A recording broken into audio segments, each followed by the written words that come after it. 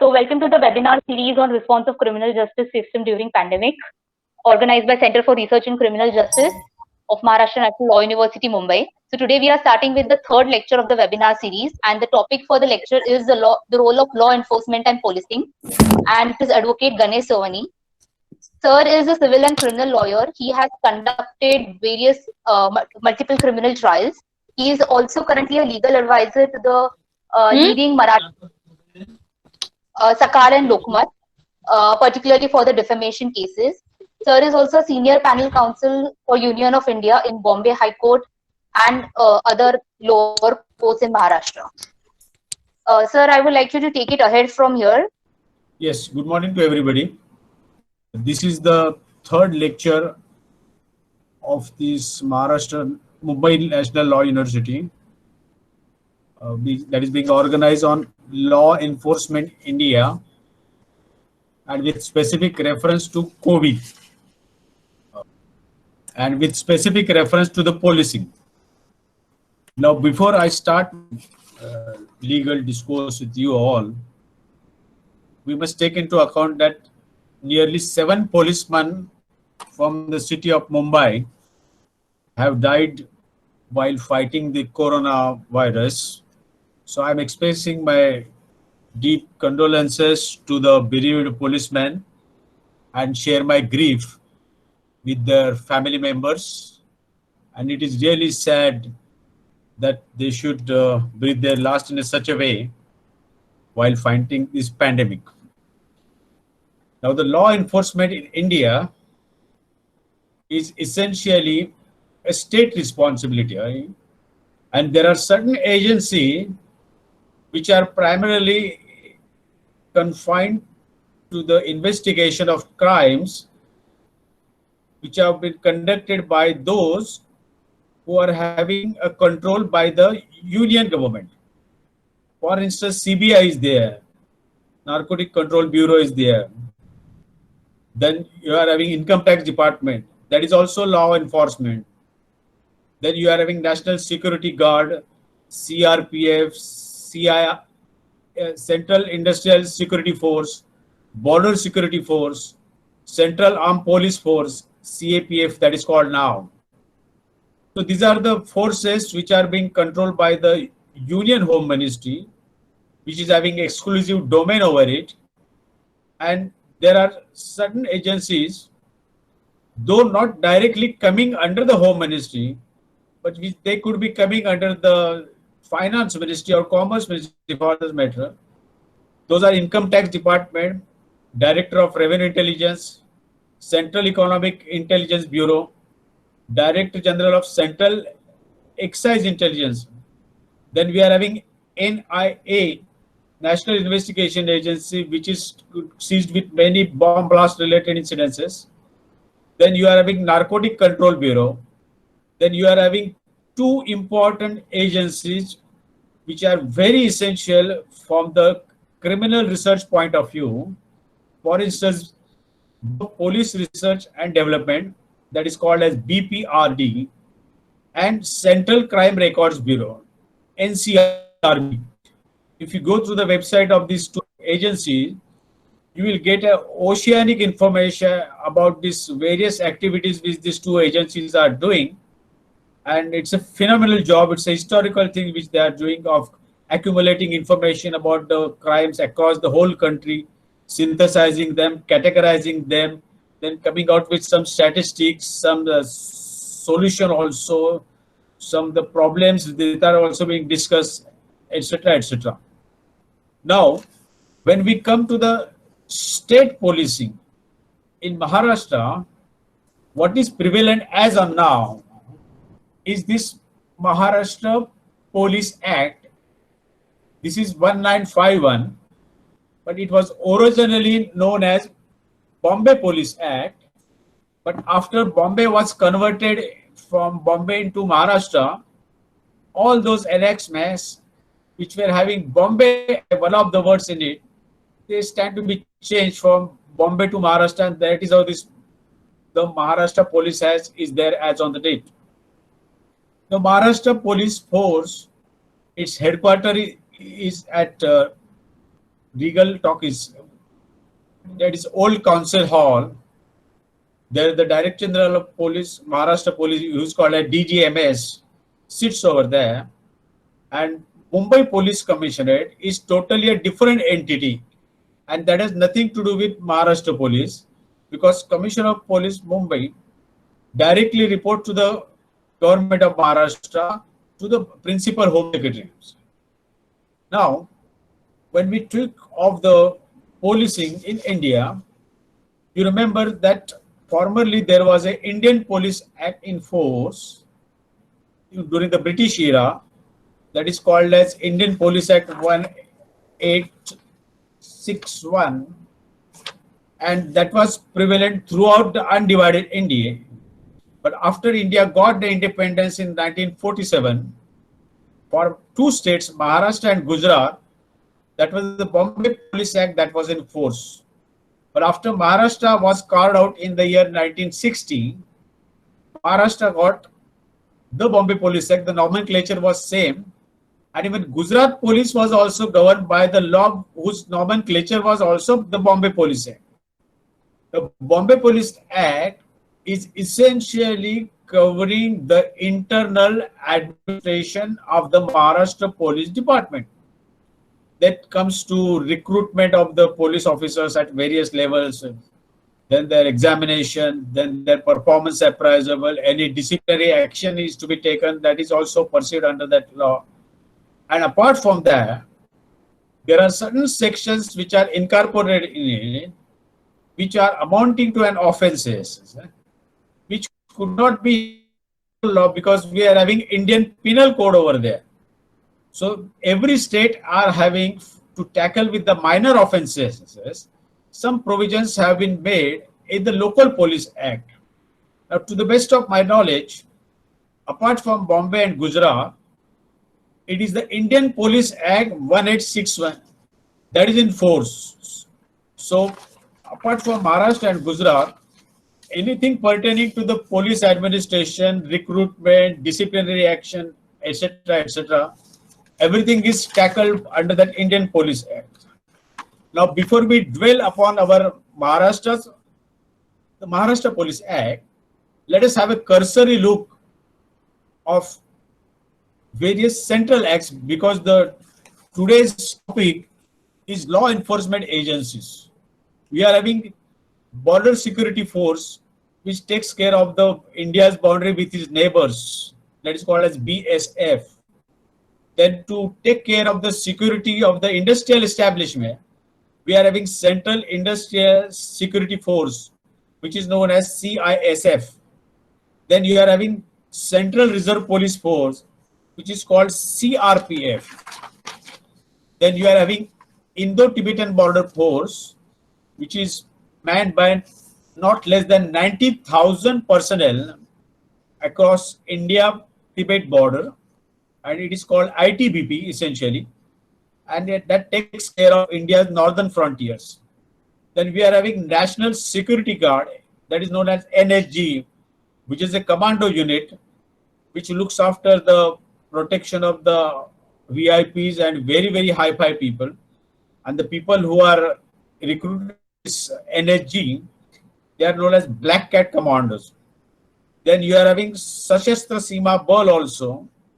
Then you are having Special Protection Group, which is essentially carved out for the protection of the India's Prime Minister and his immediate family members. Then apart from that, we are having certain Central Investigation and Intelligence Units also, that is CBI. Now, CBI as such, it is not established by any such CBI Act or something like that, but the Act it is rather a circular, I should say, Delhi Special Police Establishment Act 1946. It is carved out by the central government, which controls Delhi police, and by virtue of that resolution, this CBI has come into effect and it is having all India federal jurisdiction. Now, CBI is definitely having super powers, I should say, and they can take over any investigation of any such offense throughout the country that offense is having interstate links, same Maharashtra, Karnataka, or Madhya Pradesh, Rajasthan, neighboring states, or something like that. There are two more states are involved as far as the commission of offense or the post commission of offense. Then you are having other agencies also, like income tax department. Now you might wonder how income tax department can be a police, but no, we are having Income Tax Act 1956. It is having own structure, income tax department, where hierarchies are there, various commissioners are there, and they are having various layers also throughout the country. And this department enforces the Indian Income Tax 1956. Then you are having Director of Revenue Intelligence, then Central Economic Intelligence Bureau, then you are having Director General of Central Excise, then you are having National Investigation Agency. Now let me take a pause for a moment. That is, NIA was carved out after the Mumbai blast of 26th of November 2009, in which we had seen a lot of devastation across the city of Mumbai at various places, when the people from across the border had come down to Mumbai through sea. They came via Cup Parade, etc., then spread all over in Mumbai. First they caused blast at Leopold Cafe, then Taj Mahal Hotel, and then CST also they attempted try to run in. Then what happened behind St. Xavier College, where our 3 great police officers lost their lives, etc. So you all remember 26/11/2009 incident, and that compelled the then government to promulgate, first of all, an ordinance by way of National Investigation Agency Act, Agency Ordinance, I should say, on 31st December 2009, and then it later on it got parliamentary accreditation, I mean endorsement, and then NIA Act came into the force. It is also having all India powers, all India jurisdiction, you can say so. Then apart from that, you are having Narcotics Control Bureau, that is called NCB, which is governed by the NDPS Act, I should say. Then we are having very 2 important police organs. Those are Bureau of Police Research and Development. In short, it is known as BPRD. And you are having National Crime Records Bureau, where all India's statistics of crime data is gathered, it is synthesized, it is analyzed, then crime pattern is analyzed, and a lot of things are done over there. Then you are also having Central Forensic Science Laboratory, then Institute of Criminology and Forensic Science. So this is how all the central agencies are there, which are taken care of by the Union Home Ministry or the Union Finance Ministry pertaining to income tax and all that. Then other law and related issues have been totally given in the domain of state police force. Now we are having state police force in all the states in India, and there are 7 to 8 union territories for which there is a Delhi control over there. Home Ministry directly controls over there. Now as far as the Maharashtra is concerned, now you are all aware that India got independence in 1947, 15th of August to be more precise. But policing law confining to the old Bombay state, in which today's Gujarati was also part of it. So this Gujarat and Maharashtra was having the Bombay Police Act 1851, sorry, I beg your pardon, 1951. And later on the 1st of May 1960, when Maharashtra, the then Bombay state was bifurcated, Gujarat was carved out, Maharashtra was also carved out, and the Bombay Police Act came into force, applicable to the newly carved Maharashtra from 1st May 1960. Now, later on, after a passage of 30 years or so, when it was decided that wherever the Bombay appears, it should be converted into Mumbai, then all those enactments having the Bombay in their nomenclature, they got to be converted as Maharashtra, and that is how the Maharashtra Police Act is in force. Though the act is old as 1951. Now, as far as the Maharashtra police is concerned, like all other states in India, the head of the police is called the Director General of Police. He is having three other additional Director General of Police. One is concerned with the Home Guards. Then you are having Mumbai CP's post is also of DG's rank. There was a huge legal battle going on whether it should be conferred with DG's or additional DG grant. As of now, it is of additional DG grant. So there are 4 DGs, but head DG sits in the police headquarters at Regal Talkies, what we call Shahid Bhagat Singh Mahar at Kulaba. And there are a lot of other departments in the police hierarchy which are reporting to the DG, and DG in turn reports the Principal Home Secretary of Government of Maharashtra. Now remember, all the police are covered by the Maharashtra Police Act, and among the police too, the recruitment pattern is like this, that above PS and up to PI, they come through MPSC examinations, and below that, it is a district level police recruitment takes place, and the IPS officers are inducted at, after their training, they pass the UPSC examination, they're trained at National Academy at Hyderabad, some are trained at Abu also, Mount Abu also, Nainital also, I'm also. So that is how the IPS officers are also made, who assume the charge as a additional SP to begin with, then become SP, promoted as DIG, so on and so forth. That's the hierarchy in the police department.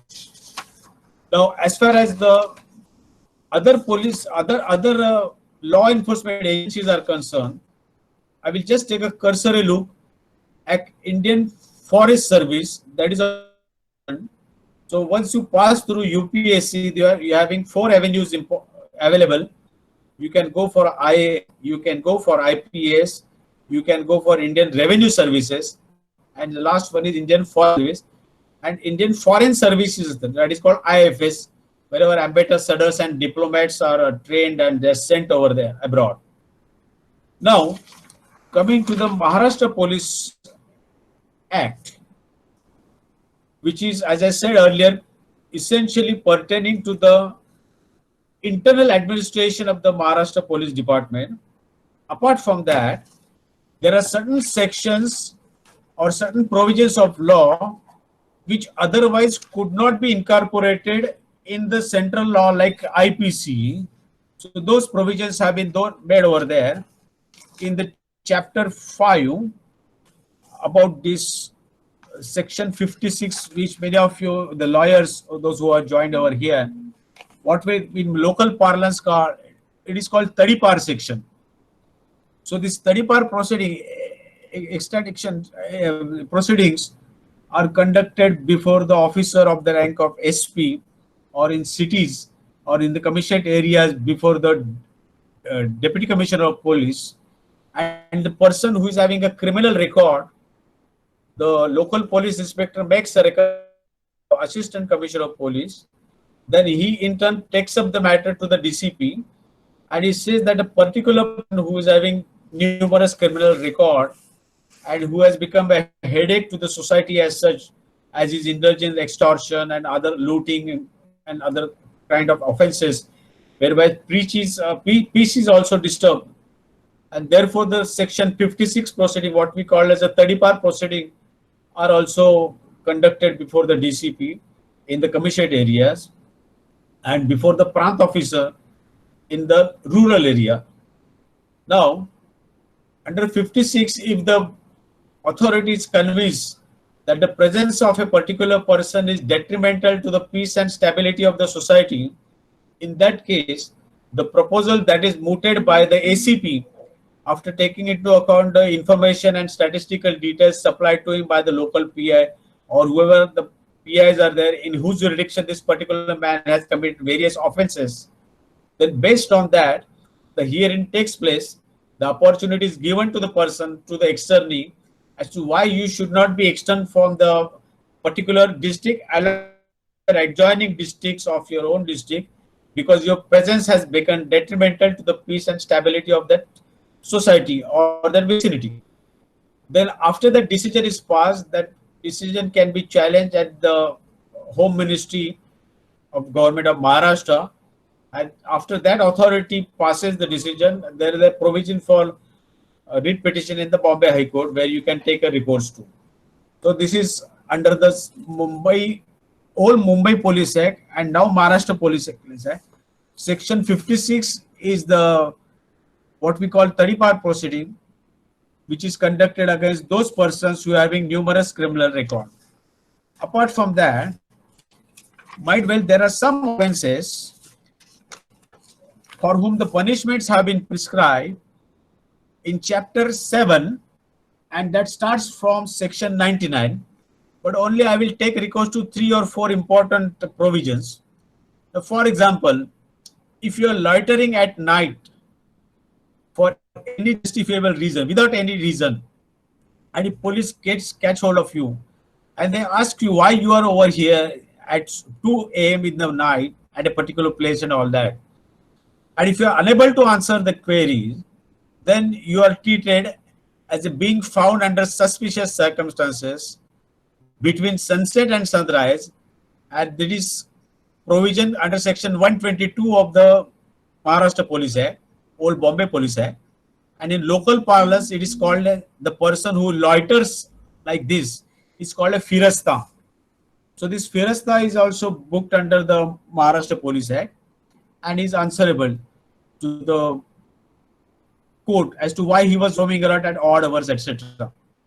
Apart from that, even during the daytime, suppose if you are carrying anything, any stuff in your bag or baggage or even in your pocket also, something is in your possession of which you can't give any satisfactory account, in that case, the police can book you under section 124 of this Mumbai Police Act, or now it is Maharashtra Police Act.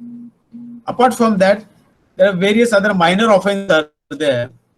Those of you who are going to Bombay High Court or CST railway station, you will always find some persons in green uniform. And the moment somebody speeds, they just catch hold of that person and immediately impose him a fine of say $500 and all that. And is supposed to pay it immediately for committing an offense under section the provision of this new Maharashtra Police Act. Also, you could be aware that for the last 10 years or so, entire Maharashtra is in the news for these dance bars, what we call. Now, dance bar is certainly not coming under the union list or any Indian Penal Code or something like that. The permission to grant basically a hotel license as such is governed under the old Bombay Police Act, and now it is Maharashtra Police Act. So the grant of license is governed by the Maharashtra Police Act, and the power to issue the licenses to these dance bars as such, those are also vested with the ACP, I mean, for instance, and upon the satisfaction of certain observance and rules and all that, such kind of license is given to the hotel owner who can carry on the dance. But again, it is called as a Indian musical dance, where no obscene acts are supposed to be conducted or carried out. And should you do so, then you could be prosecuted under the other sections of the Indian IPC 295 or like that. So these are the provisions of the Bombay Police Act, old Bombay Police Act and new Bombay Police Act, Maharashtra Act. Apart from that, all that conduct of the police officials below the rank of PSI and their disciplinary proceedings and all that, all those are governed under this Maharashtra Police Act, which is a very important document and a very important enactment as such. And the entire administration of the Maharashtra State Police is governed by these. Now, we will gradually turn to Indian Penal Code, IPC. Now remember, this lecture is being organized in the context of the COVID-19, and we have been reading in the newspaper, hearing in the television channels also, that in certain places police were attacked by the mob for no justifiable reason, where they were trying to promulgate the law. And mind well, when this COVID is there, all the collectors who are also magistrates, they have been conferred power to issue various circulars or regulations, what you can call so. So there is the Epidemic Act, and under the Epidemic Act, police have been conferred powers to promulgate or to order in the particular city or a part of a particular city or part of a town or the town as such, that which part of that town or city should remain closed between so and so hours on so and so days and all that, to ensure that this pandemic doesn't get spread. Now we have heard a lot of instances, read in the newspaper also, that in certain areas when police attempted to enforce the law, unfortunate incidents have taken place where the police were manhandled by the mob, which is a very bad thing to happen, which is the condemnable act. And in those instances, the police have booked miscreants under section 353 of the Indian Penal Code. And that law, 353 section rather, is essentially pertaining to those persons who are obstructing a public servant who is discharging duty lawfully, and such person causes an impediment in discharge of his duties. Now, formerly, this was a bailable offence. Though it is a cognizable, it was a bailable offence. But when late R.R. Patil was the Home Minister of Maharashtra, when he was Deputy CM also, amendment was carried out, state amendment was carried out, and this quantum of punishment of 2 years or 353, which was originally cognizable, bailable, having 2 years punishment, it is made cognizable, non-bailable, and the quantum of punishment has been enhanced from 2 years to 5 years. There is a 3 years enhancement in that also. And it is these days, it is very difficult to get the bail if someone is booked under this section 353 of the IPC and is taken into custody, no matter even he has not used any other instrument for the purpose of carrying out offense or obstructing the public servant from discharging his duty, etc. So if nothing is to be recoverable, still the court is reluctant to grant a bail, and they try to grant initially PC as much they could give, and subsequently he is sent to the magistrate custody, that is called JC, and in JC he is that is in jail, and later on when the charge sheet is filed, then his matter can be taken up for the purpose of fresh bail hearing. Now, in the wake of this COVID-19, one important chapter of this Indian Penal Code has assumed a lot of significance. Offences relating to public servants, the police matter, or the municipal officials, or the revenue officials, all trying to see that the minimum number of people are face difficulties due to this COVID, less number of people get suffered, etc. But those miscreants who are trying to disobey the orders, who try to disobey the circulars, government notifications, etc. So such miscreants are taken care of by virtue of this chapter X of Indian Penal Code, and it is pertaining to contempt of the lawful authority of public servants. Now there is a provision under 172, absconding to avoid summons, service of summons or other proceedings. This is also normally used, so also in COVID it can be used. But if COVID related, if I had to point out, then if at all police invite you at police station to answer some accusations, they issue some notice of your objectionable moments, etc. Then under section 174 of the IPC, they can call upon you to police station. If you don't come, you don't disobey, then under 174, an NC can be lodged to that effect. Suppose if they ask you to produce any particular document or electronic record which you are legally bound to produce it before him. And if you fail to do so, then you could be implicated under section 175 of the IPC also.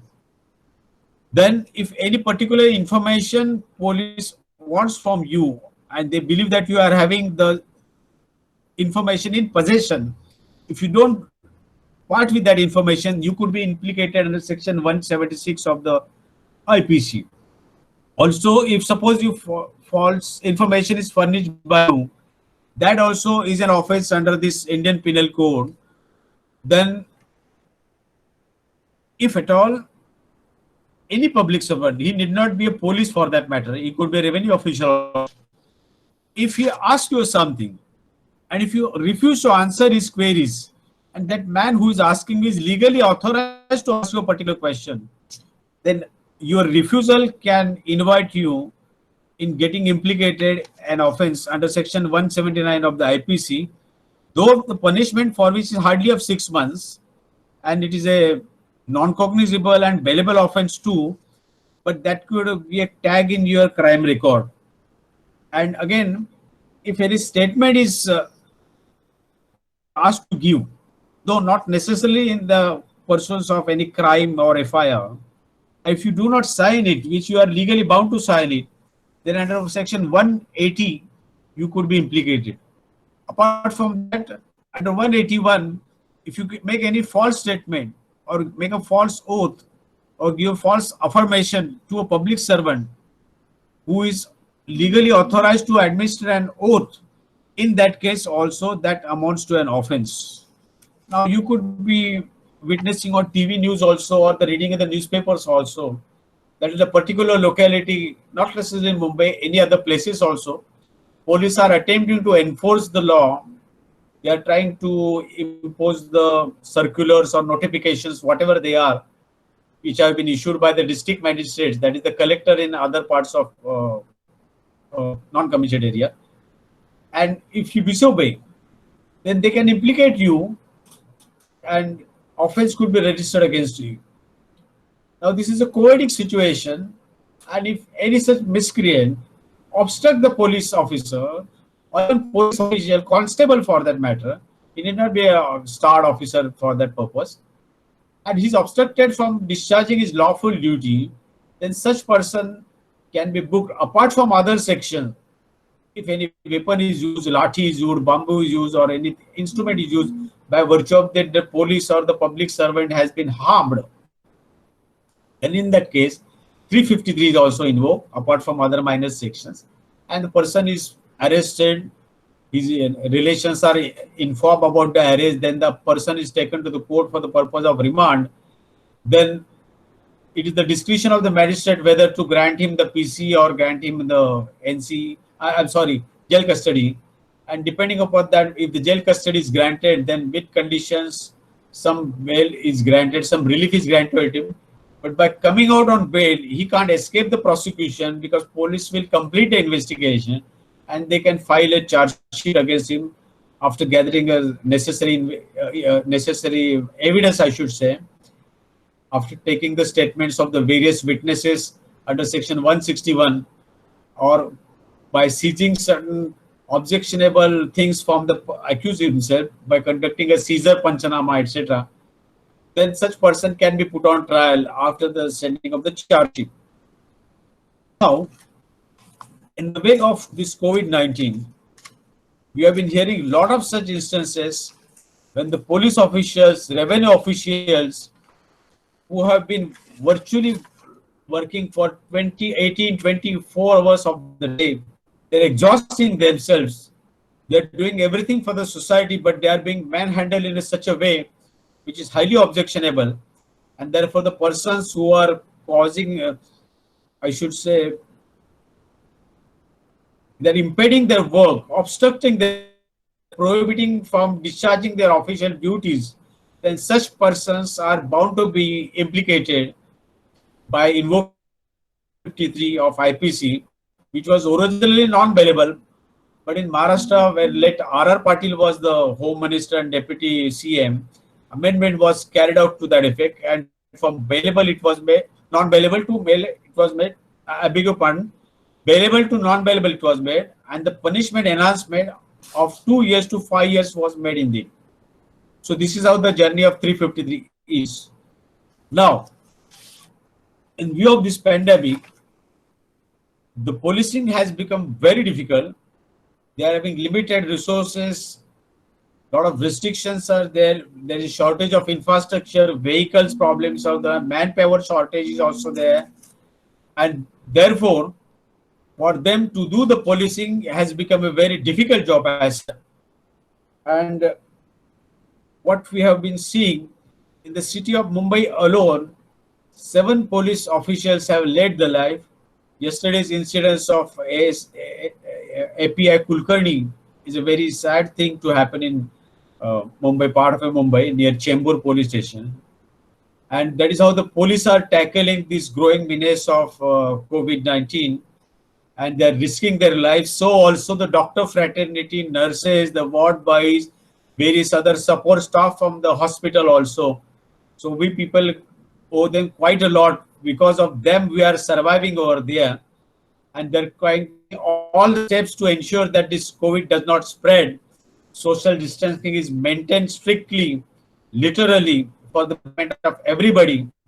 And nobody is taking these things very lightly. Otherwise, the death figures are mounting like anything. You are seeing what is happening in Europe and USA and so on. In comparison with that, we are a bit luckier that we are in such a country like India, where the weather is normally 30 plus, which is actually a good factor for the not much spreading of the pandemic, I should say. Now, as far as this polling is concerned, if any person is having grievance about this action taken by the police, then under this Maharashtra Police Act, that is old Bombay Police Act, a provision has been made for an authority which looks after the grievances if at all any police official have behaved in such a way which has caused a nuisance, or I mean, apart from complaining to them about their behavior to the National Human Rights Commission or the State Human Rights Commission, one can approach the police complaints authority also and put their grievances in black and white. And such authorities governed by the person who is a retired High Court judge. Staff where your grievances are heard. The non-applicant, that is the police people against whom you have made the grievance, they are also asked to answer the accusations about your grievance.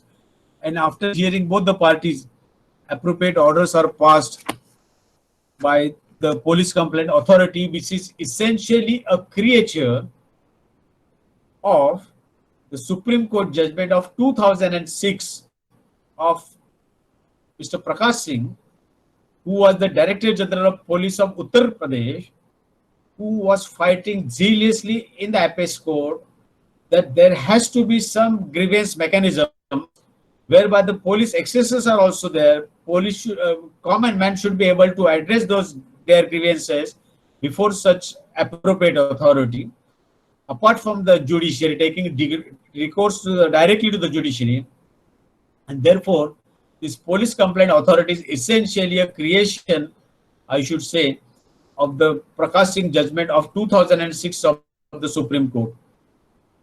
Now, today we have been gathered over here to discuss or exchange our views in the backdrop of this pandemic, and I have given you just the glimpse of all the police acts which are available, the law enforcement authority which are available under the law.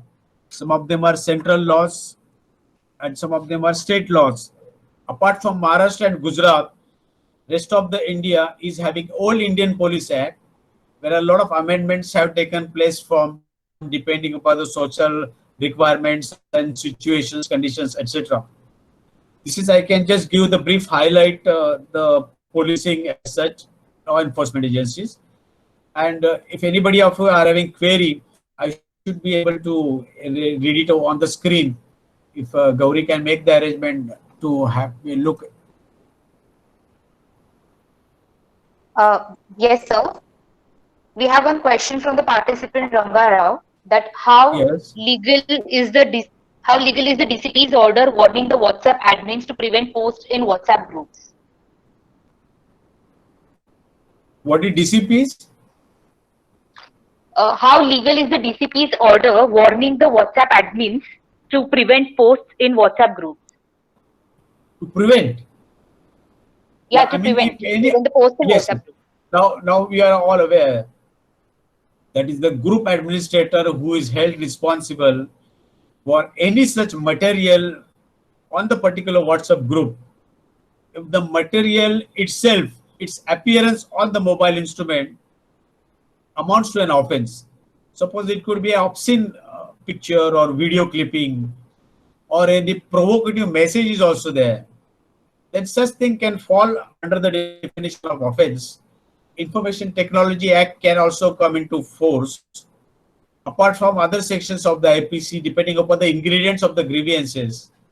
And therefore, these days, many group admins, they prefer to take the control of the group in their own hands, and it will be they themselves who will be posting, I mean, like a filter, they'll be posting it. So that other members, if they do knowingly or unknowingly, which can constitute an offense, then that person who is posting that thing, apart from the good admin, can be held responsible for committing an offense under the IPC or IT Act, or Information Technology, or any other law for that matter. Yeah.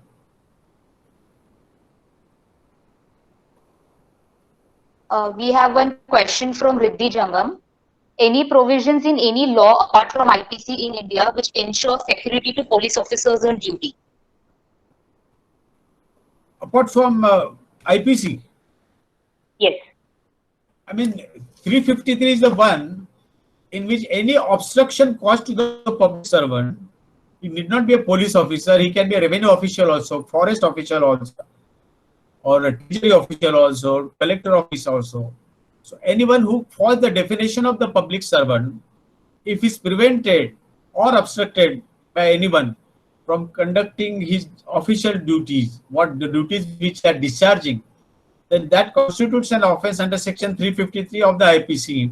And as I said, in Maharashtra it is made non-bailable, and the punishment that was originally of 2 years is now enhanced to 5 years. And to get the bail these days, whether anything to be recovered from the accused or not, to get the bail is a bit difficult these days. I have one question, sir. Yes. Do you think that the investigation mechanism and collection of evidence has to undergo any systematic changes in the light of COVID situation? To the COVID, Yeah. I mean, a lot of restrictions on the movements have automatically come. But as far as the investigation of the offense is concerned, police enjoy the same power which they were enjoying in the past before this CV-19 came into existence. But only thing is that they have to take the precaution in the investigation that they should not attract or catch any such details or any such side effects or some anything which can catch them at CV, because it is a contagious. So all that precaution they have to take while conducting the investigation. And this is how they should tackle the investigation so that they themselves don't get catch up and that doesn't get spread also. So do you think that the investigation shall be separated from the ordinary police established and placed under a separate agency? No, not necessary. Otherwise, there will be huge manpower will be required. As it is, police are suffering huge manpower shortage. They are suffering infrastructural shortage also, vehicle shortage also, machinery shortage also. They are suffering computers, printers, etc., and other electronic things. So as it is, they are beset with numerous difficulty. So the proposal for separation of investigation from maintenance of law and order, though it has been emphasized for the last 2 decades or so, various police commission reports have also said so, but practically for want of proper manpower, it is just difficult. So it is just the reshuffling of certain police personnel within the own police station. Somebody is put in detective branch, somebody is put in some law and order, like that. This reshuffling is going on, and the discharge of duties are being organized.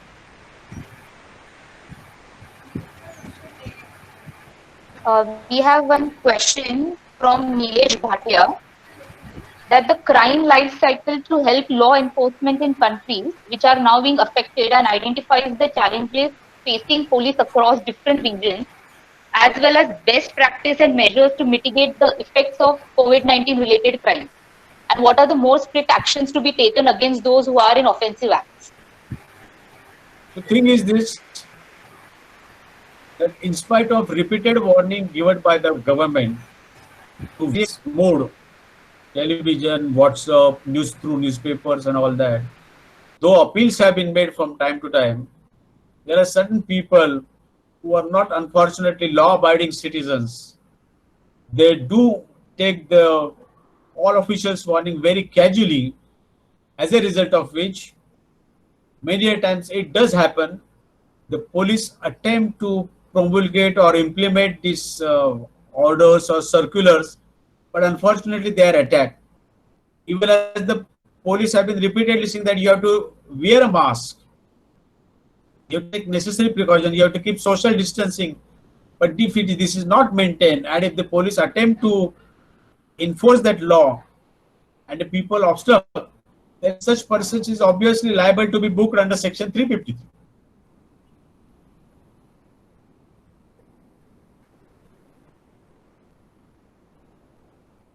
We will take one last question, sir. Yeah. So during lockdown in the state of Karnataka, a religious gathering was held in which the video was also viral. Will the police be also responsible for violating the rules for not enforcing strict rules and seeing that lockdown is maintained? What's your take on it? Yes, I mean, it could be like this, that the number of attendees of that religious gathering are in so big multiple compared with the police force that was available. So if any immediate police action were to take place, that could have engulfed into very serious situation like rioting situation and all that. So presumably, police might have permitted the people to complete their religious gathering. When all this gathering was taking place, I'm told the video shooting was going on from all angles and all that to know the identity of the persons who were committing that offense. So in a process that the religious, whatever the thing was to be observed, was to be performed, was allowed to be performed without any obstruction. So they should not complain that we were not permitted to observe our religious duties and all that. And after that ending, police were having a lot of evidence by way of video shooting and some even eyewitnesses, etc. By virtue of this, the people could have been booked, and they have indeed been booked. And now after identifying them from the video footage and all that, the investigation can take place, it can make a progress, and ultimately a charge sheet could be sent against them. So without offending their religious performances or the duties, etc., police have done their job very carefully, very meticulously, and with lots of courage, I should say. So we will end the session for today. Thank you so much, sir, for a very detailed and informative lecture. We will try to collaborate for the future sessions also. Yes. Thank you. My pleasure also. Thank you, sir.